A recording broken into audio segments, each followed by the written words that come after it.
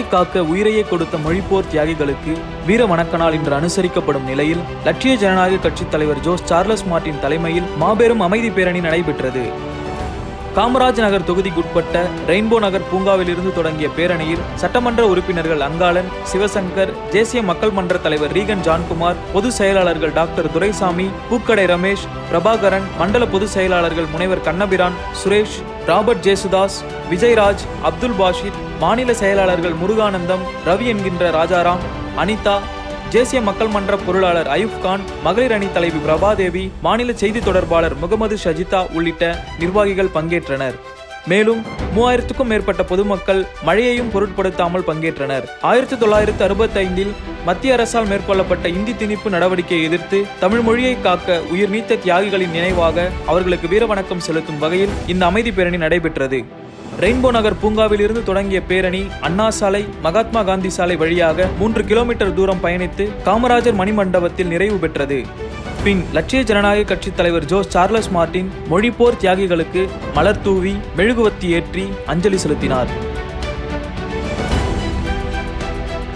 இன்னைக்கு ஜனவரி 25ஆம் தேதி நம்ம தாய்மொழிக்காக தியாகம் செய்த வீரர்களை நினைவு கூறும் நாளாக இன்று அமைதி பேரணி நடத்தி இன்னைக்கு மக்களோட எங்களோட அஞ்சலியை செலுத்தியிருக்கோம். இதை மெயினாக கண்டிக்கணும்னு பார்த்தோம்னா, அன்றைக்கி புதுச்சேரியில் இருந்த ரூலிங் பார்ட்டியும் காங்கிரஸ் தான், தமிழ்நாட்டில் இருந்த ரூலிங் பார்ட்டியும் காங்கிரஸ் தான், சென்ட்ரல்லையும் வந்து காங்கிரஸ் தான் இந்த இந்தி திணிப்புங்கிற ஒரு முக்கியமான விஷயத்தை ஃபஸ்ட்டு வெளியே கொண்டு வந்தாங்க. அதில் இவ்வளோ மக்கள் ஒரு இந்திய இராணுவத்தை வச்சு ஒரு இனம், ஒரு மொழி, ஒரு தேச துரோகத்துக்கான ஒரு விஷயத்தை நம்மளோட இந்திய இராணுவத்தை வச்சே 400க்கும் மேற்பட்ட போராளிகளை கொன்று குவிச்சிருக்காங்க.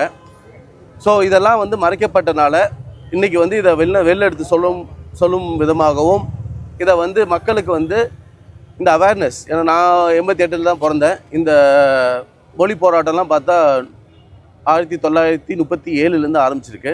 அதுக்கப்புறம் தீவிரமானது 1965 ரொம்ப தீவிரமாயிருக்கு. ஸோ இதெல்லாம் எங்களுக்கு உண்மையாகவே அந்த டைம் என்ன நடந்துச்சுன்னே தெரியாத ஒரு ஹிஸ்ட்ரி. இப்போ இதெல்லாம் நம்ம வெளில படித்து பார்க்கும்போது தான் இதோட டெப்த்தோ இதோட ஆழம் எவ்வளோன்னு தெரியுது. ஸோ அதுக்காக அவங்களுக்காக அஞ்சலி செலுத்தும் விதமாக இன்றைக்கி நாங்கள் இங்கே செஞ்சுருக்கோம்.